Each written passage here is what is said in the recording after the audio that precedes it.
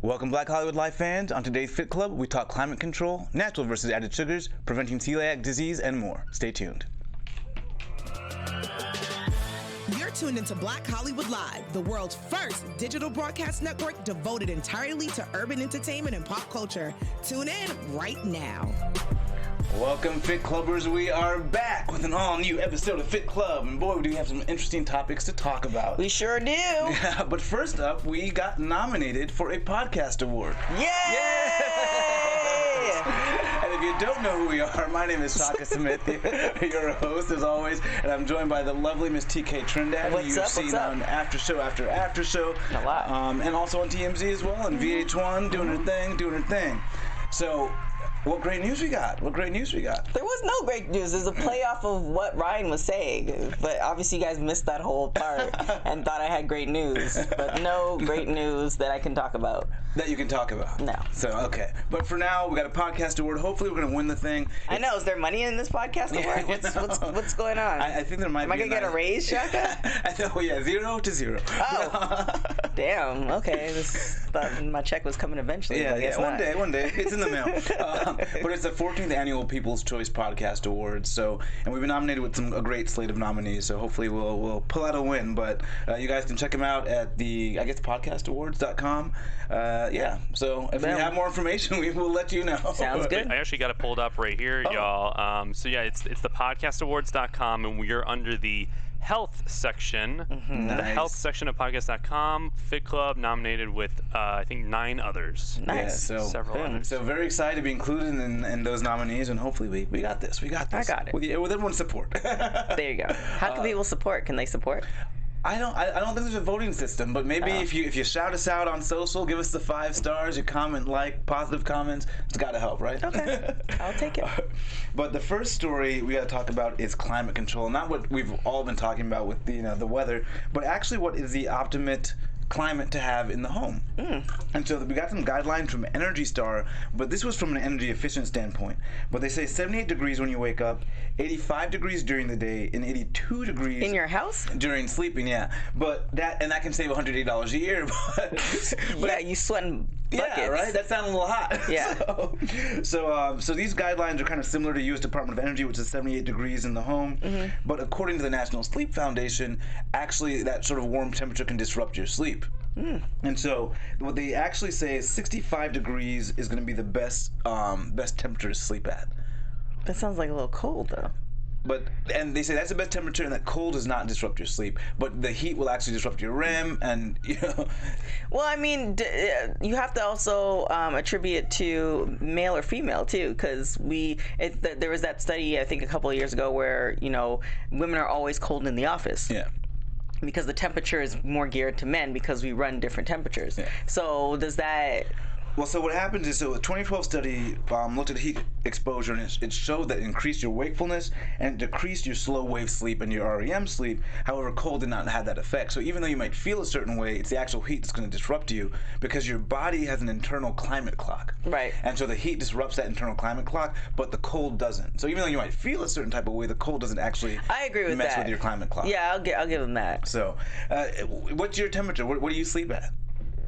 Whatever's outside. Whatever's outside. I'm pretty cheap. I'm pretty cheap. Like, I'm old school. My parents, we had a dishwasher, but we never used the dishwasher. We barely used the AC. So I became very accustomed to, I guess, outhouse living. Yeah. So it's just like, if it's cold, I just put on some sweats, and if it's not cold, then I just don't put on sweats. And so I've gotten so used to that, where it's just like, the super hot days during the day, I might put on the AC, but I'm hardly home. Yeah. So at night I just go to bed. Yeah. I don't put on the AC. I don't even have a fan anymore. Well, I used to like it warm at night, and then one winter the heater wasn't working, and so every night was freezing, and I actually got used to that cold and started to like the cold. And I looked up, I also found that I was just in better shape during that period of time. Right. And so I just looked it up, and it turns out when you keep your house colder, you actually burn more calories because your metabolism is trying to keep you warm. Right. And so I don't know if it's that mentally made it more attractive to me, but now when I sleep, I like it to be fairly cold. Oh yeah, no, I just always I sleep with a comforter year round too. Yeah. So I do like that comforter feeling, but it's nice and cold. Yeah, even in the summer, like I might not be covered with the comforter, but there's some variation of the comforter covering part of my body. So yeah, I don't. Yeah. Have you gone to the weighted blanket trend? The weight blanket? The weighted blankets. No, I just got a comforter. Well, they're saying provides better sleep. So I'm thinking about trying. At the end of the day, I kind of feel like we're getting so pampered that if I mean, I hope we don't get attacked by zombies, but definitely there is an attack on a cyber attack coming for sure, and you won't be able to afford certain luxuries. So like I feel like I just rather be in this state of not necessarily with nothing, but just like if I don't have my phone, it's not a big deal. I'm not going to die. But there are going to be people who are so connected to all their gadgets in the home and all this other stuff that it's going to be an issue. Yeah. And I'm not going to be one of those people. Well, I'll be taking my weighted blanket with me. I want my good sleep even when the attacks When the zombies are attacking, he's going to take his weighted blanket, the one thing he's going to grab from his house. That'll make the difference. Oh my gosh, yeah. But our next story is actually about, I'm obviously big vegan, on the vegan train, but are plant-based burgers good? And one of the things I've been worried about with veganism is that, when companies start to go vegan, especially some of these bigger companies are going Oh my God, all of them. Burger King, Del Taco, I think Taco Bell has something. I think McDonald's might have something. Yeah, so there's a lot of folks. So there's always the worry that maybe they won't do it in the right way, and are we just going, hey, it's vegan, it's healthy, but vegan doesn't always mean healthy. Right. So the question is, are these plant-based burgers good? And they actually looked at the Impossible Burger, the Beyond Burger, both of which are like everywhere. Beyond Burger's in 35,000 locations. Impossible Burger 5,000, and what they do for these two burgers is they're trying to make it taste like meat. It does taste like meat. Yeah, and so it's something called lahim, which is the iron molecule in soy plants. But if you look at the different burgers, you're looking at about 240 calories with the Impossible, 250 for the Beyond, and with beef you get 280, and turkey you get 220 to 240. Right. So almost negligible there. What you don't get with the plant-based burgers are any cholesterol, which you do get with the beef and the turkey. So 0 cholesterol, but the Impossible is 8 grams saturated fat, Beyond 6 grams saturated fat, whereas beef is a little bit higher at 9, but turkey's 4 to 5. So a lot of people might think turkey's actually a better alternative. It could come down to that. And is that why people have Beyond Burgers though? Well, if you went for it for health reasons, some people go vegan for health reasons, and it looks like if you're looking at the turkey burger versus the Impossible Beyond, it's about the same if you're going for health. If you're looking at those macronutrients as your sign for health. Oh wow, okay. But the Impossible and Beyond are really high in sodium, whereas the other ones, the beef and the turkey isn't. Well, they have to season it to taste like beef, and they do taste like beef. I've had the one at Fat Sal's. Amazing. They also have a vegan milkshake there, which is great. Like it tastes like that type, the milkshake and the burger. But I'm always kind of I'm like, oh, this is great as a treat. Yeah. But not something that I would have all the time. Because vegan doesn't equal healthy. Yeah. Right. But for me, it's always nerve-wracking now because they got it so close. If I go to a place that's got mixed sort of food, I got to be like, are you sure this is the vegan one? Because it tastes so close now. And on top of that, they're probably cooking on the same fryer. Yeah. So it's like you got to be vigilant. 98% chance. So yeah, I'm not that super strict. When people are like, are you vegan? Like, I'm more of like a vegan, vegetarian, like I'm a hybrid mix, if that makes sense. Like I adjust to it. I'm not the strict vegan where it's just like, do you have this and that? Because that's when you go to the wrong restaurant and they spit in your food. Like I just rather just take the hit and take the L, and if I really want to stick to it, then I just need to stick to my house and do what I need to do. But there are also a few studies where a lot of the stuff that they're putting in is not good for you as far as the chemicals as well. And that's what we have to also worry about too, is making sure that they're manufacturing, because it's still processed, you know. But what they did find is the grain-based veggie burgers, the ones that are made from the quinoa beans, and stuff. Exactly. Those are healthier, but they don't taste good. I mean, I like the taste of some of them. Some of them, I love that black bean sort of taste with the spices. The black bean's good, but there was like a red quinoa one that I had, and I was like, oh, this is not even. Some of them are a little bit like just not. It just tastes like vegetables, like a vegetable patty. But you're looking at about 150 to 160 calories, only 1 gram of saturated fat.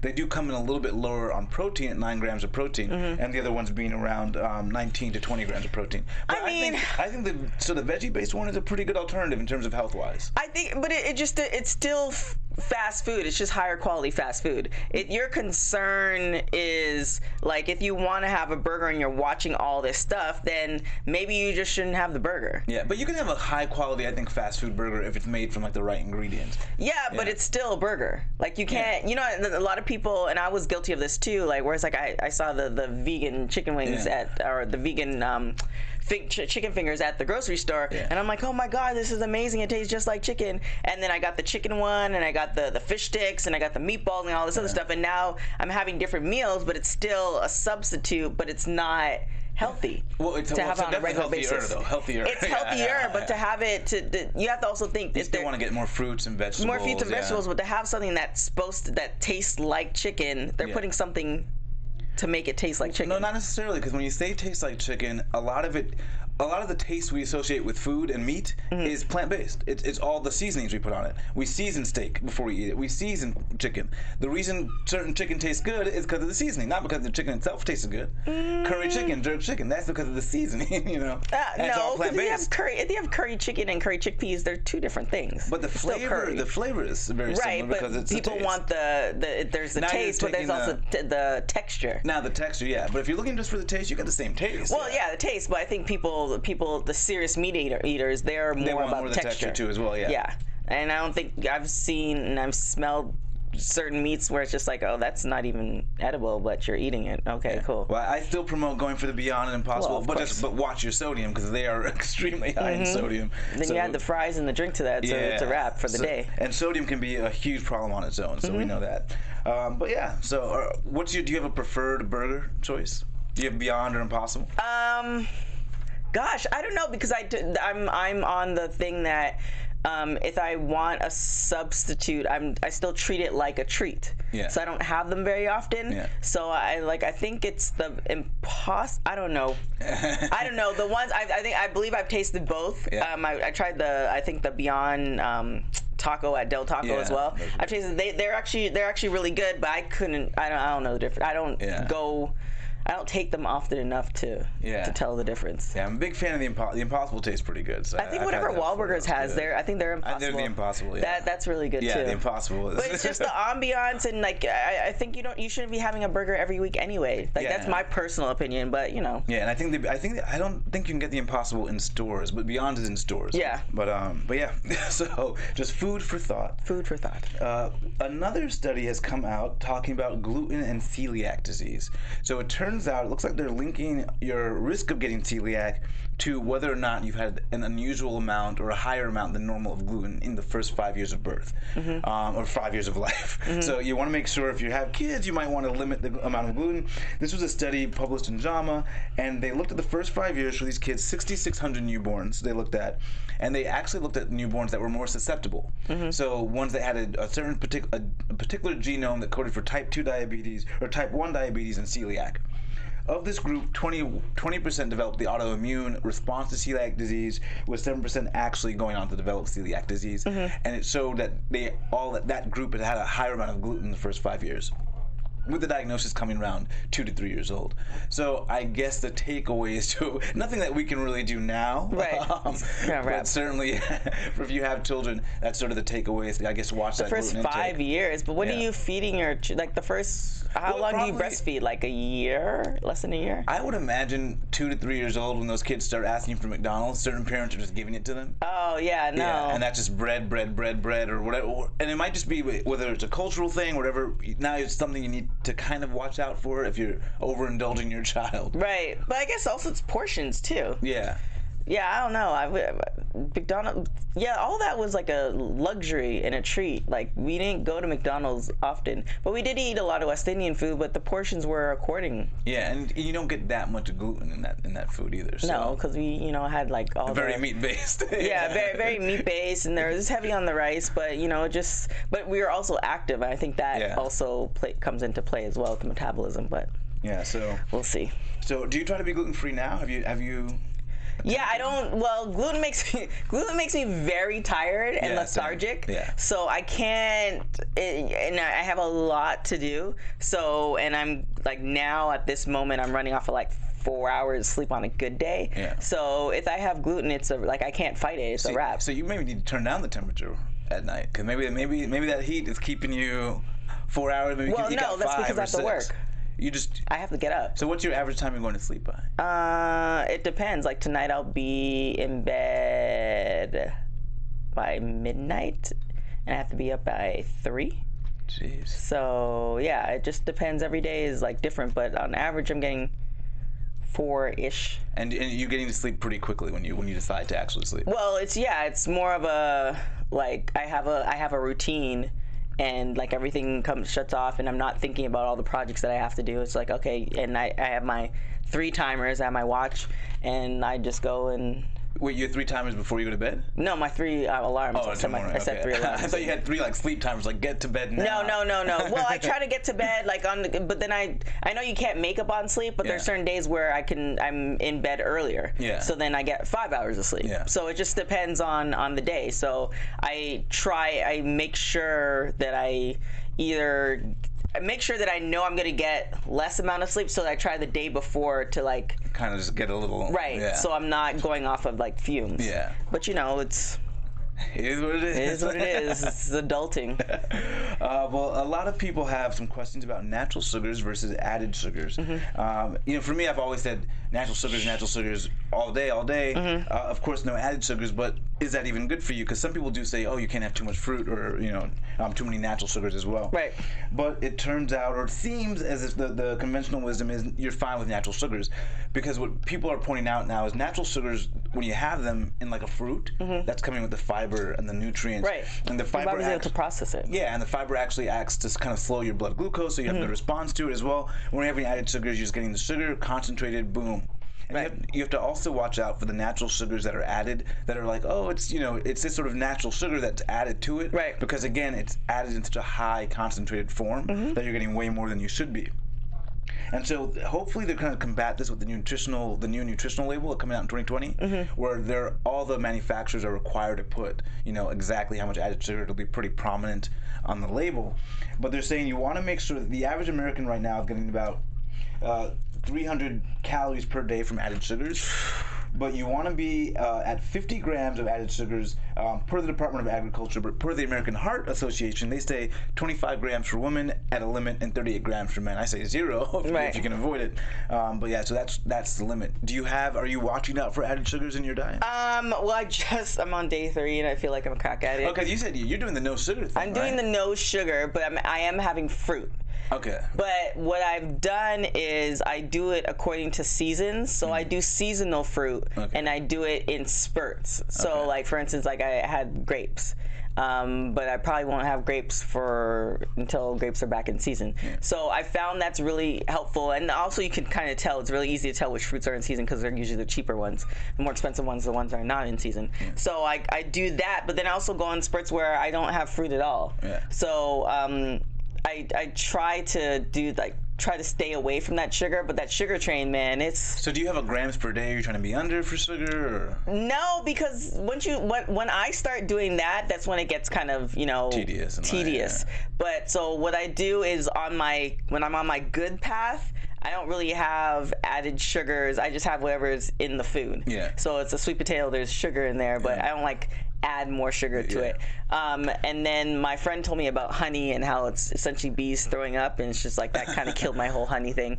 So when I'm on my good path, I don't have a lot of added sugars. When I'm on the bad path, where you're on autopilot, that's a candy bar at the gas station. That's like, it just adds up. That's what I'm saying. For me, and I know a lot of people, because I posted that on my social media, it's one of those things where it's you're addicted to it. Yeah. And some people don't even realize that. Coffee's another one where it's just like, if you're having certain withdrawals from certain foods, and that means it's time for you to take the control back. And take a break. Yeah. But people don't want to do that. Yeah, and of course they're saying you also have to watch out for juices, because when you juice, you're getting that natural sugar, but you're missing again the ingredients, like some of the fiber. Yeah, but it's different if you juice versus buying a natural juice. Yeah, but the natural juices you have to watch out because they'll sneak in the added sugars into that too. But when you juice at home, usually you're juicing and you're getting rid of a lot of that added fiber, and that fiber is what really helps to regulate the blood glucose response. So you want to make sure that even if you're juicing at home, you're over juicing. Yeah. Or I like to blend at home, where I'll blend the whole fruit and I'll have everything together. Well, is it like a protein shake, or is that just sugar too? Well, sometimes I'll add protein, like vanilla protein to that, but I'll blend the whole orange. Blend a lot of stuff so that I get the full fiber, it's not the juice of it. Yeah. So that kind of tomato. I mean, well, I think the.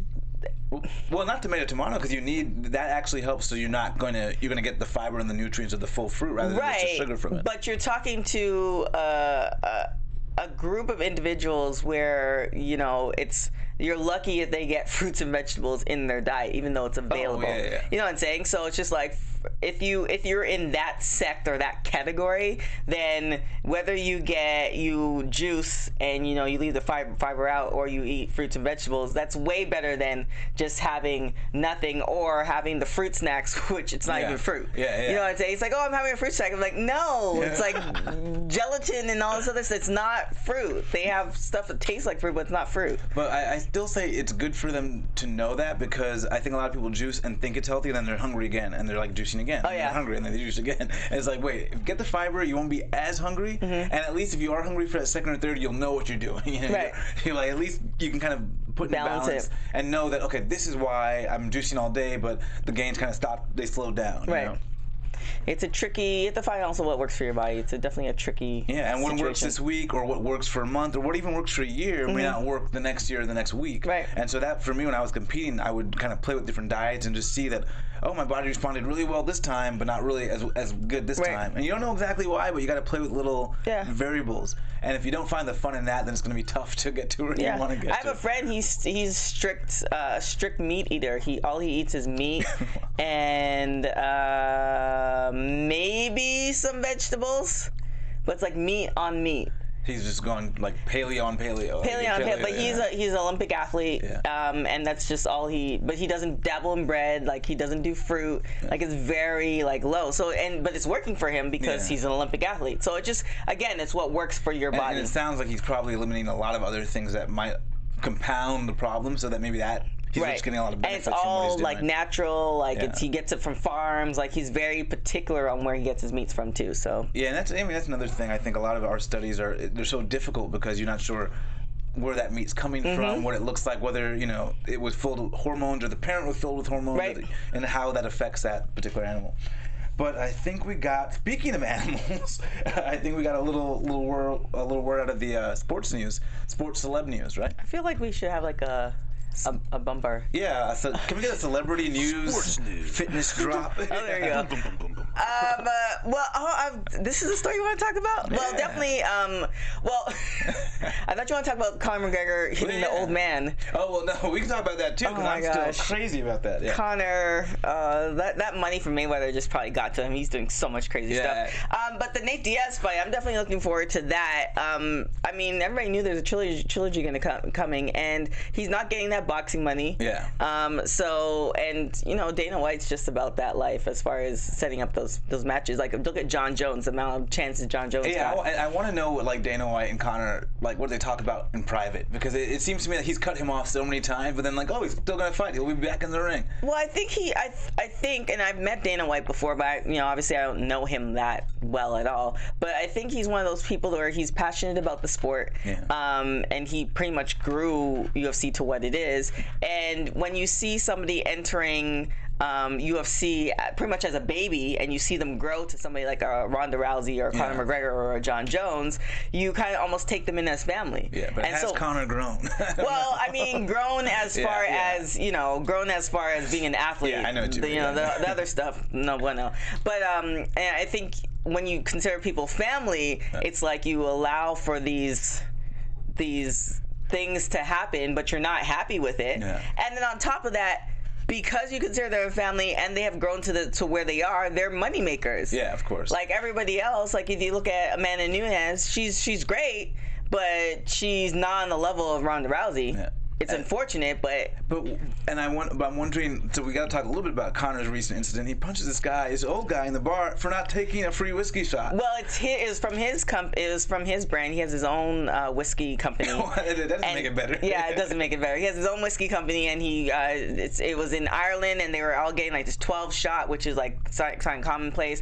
And I don't know. I haven't heard of where I haven't heard of why the old man declined it. Yeah. But, I mean, if you're taking shots, that probably wasn't his first one. And, you know, not to play on stereotypes, but he is Irish, so, you know. But, you know, I saw the video. The guy didn't look like, I mean, it just...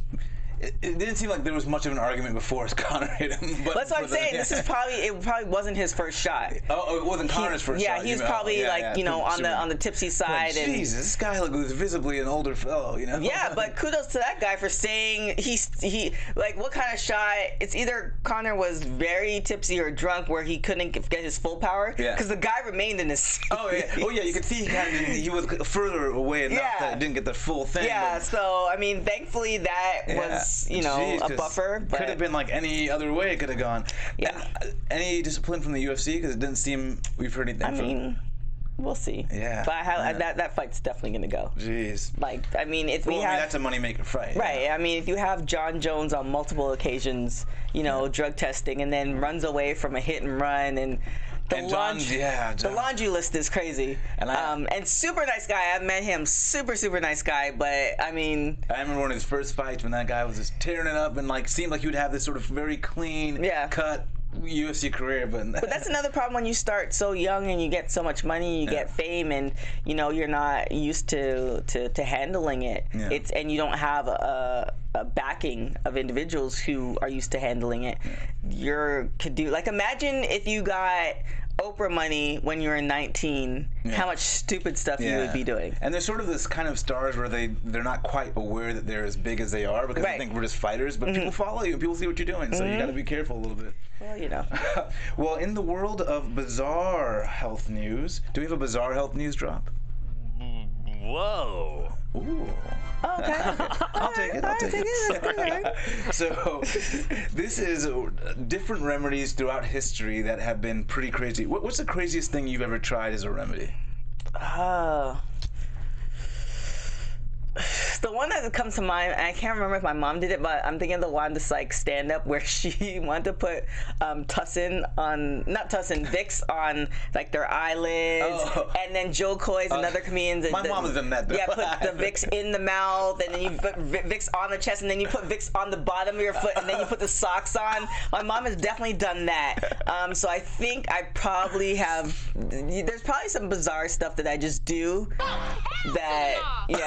You haven't done that, Ryan? Where you put the Vicks on the foot? Yeah. You put the Vicks on my foot. You put the bottom of your foot, and then you put your socks on in hopes of the cold. And you do the mustache. Yeah, right? you do the mustache, and then you do underneath. I've done that, but not my feet. That's if you have a severe cold, and then apparently the cold's supposed to seep through your feet or something. And it's gonna work. Yeah, and then if it gets bad, a shot of rum too. Apparently supposed to. Well, that doesn't sound that bizarre. That sounds like fun. Kick the cops.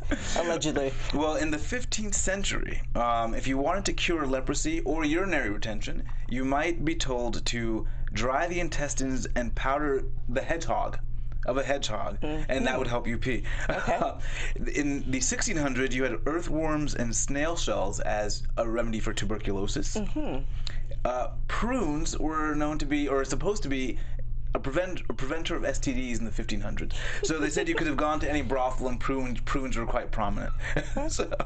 And horse placenta was used in ancient Rome for fertility. Okay. Have you ever tried, because we still do placenta stuff today. Yeah, I think Kim Kardashian did it a couple of years ago where she kept the placenta and she might have had like a soup with it, but don't quote me on that. But there's something she did with the placenta. And some people, I think, powder it for pills and they say it helps with postpartum depression. Yeah, I've heard that too. So I wonder if that'll be one of the weird things they include on this list like 100 years from now. If it helps them or if it's a placebo, then and it's yours, so hey. And you know, we in California love the cannabis. So cannabis bread, which was known as to ward off the plague and a general health booster in general, actually included in the first ever printed cookbook, and it was called on right pleasure and good health. Okay. So there you go, a little bit of knowledge from the 15th century. And do not use any of those stuff, including the Vicks on the bottom of your foot. I mean, the cannabis bread might be all right. It might work. Prunes, who knows? I mean, doesn't prunes help you go to the bathroom or something? I think so, right? I think that was a thing too. Is that real? I don't know. We'll have to investigate. If you guys know, leave some comments and let us know. But I had some prune juice today, and I went to the bathroom. Oh my gosh. And how's your recovery going?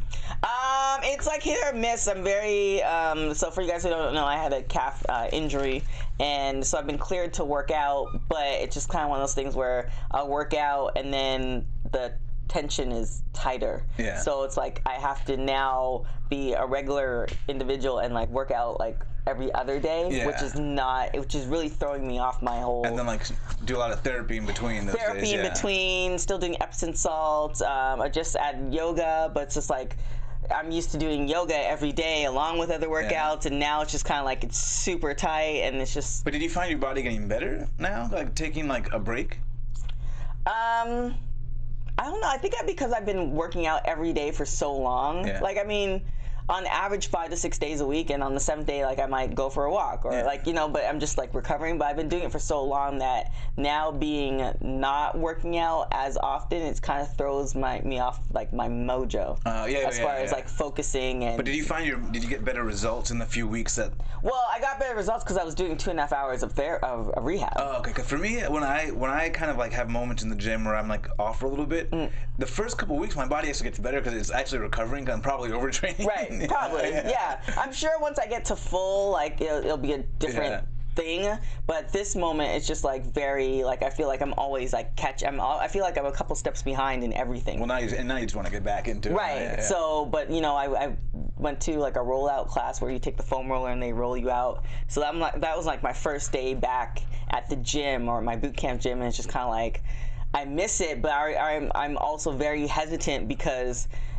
I don't want to go into surgery. Yeah, you gotta be patient, not re-injure. Yeah, because it's like one of those things where I tore both my hamstrings and I elected not to have a surgery, but I'm still feeling the effects of that. Yeah. So it's just like I can't do any more injuries, and I thought I was like pretty much coast clear, like, and now it's just like and so it's a little bit different, and you just have to go with the flow.